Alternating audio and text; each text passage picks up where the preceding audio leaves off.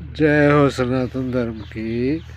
हमारे पड़ोसी गांव में एक बहुत बड़ा जमींदार था। उसके अनाज बहुत होता था और वो अनाज को अपने खुले कमरों में डालता था। उन कमरों में खिड़की दरवाजे नहीं लगे हुए थे, तो अनेक प्रकार के पक्षी उन दरवाजों से, खिड़की से अंदर घुसकर उस अनाज को, चने को, बाजरे को खाते रहते थे। वो जमींदार इस बात पे कोई ध्यान नहीं देता था। वो ये सोचता था ये प्रकृति ने दिया है और हमें जितना कर्म है उतना उससे कहीं ज़्यादा दिया है, तो हम उसको धन्यवाद करते हैं। इस ये धर्म में लगता है ना, लगने दो, इसको रोको मत।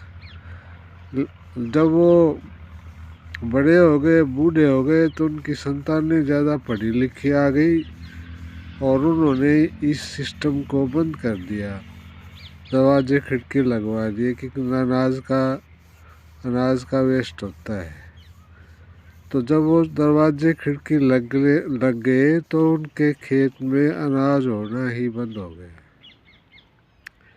वो सिस्टम जो आ रहा था कहीं से, प्रकृति ही दे रही थी, प्रकृति को वे दे रहे थे।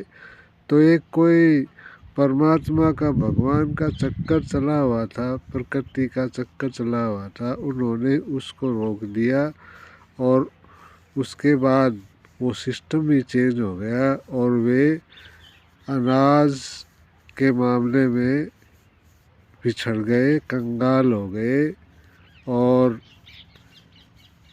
इसका मतलब यही है कि जो प्रकृति को देता है तो प्रकृति उसको उससे कई गुना लौटा करके वापस देती है। तो हमें दान दक्षिणा में विश्वास रखना चाहिए और खुले दिल से दान दक्षिणा देनी चाहिए। पशुओं के लिए चारा, अनाज, इन सब की व्यवस्था हमें करनी चाहिए। जय हो गौ माता की, जय हो सनातन धर्म की।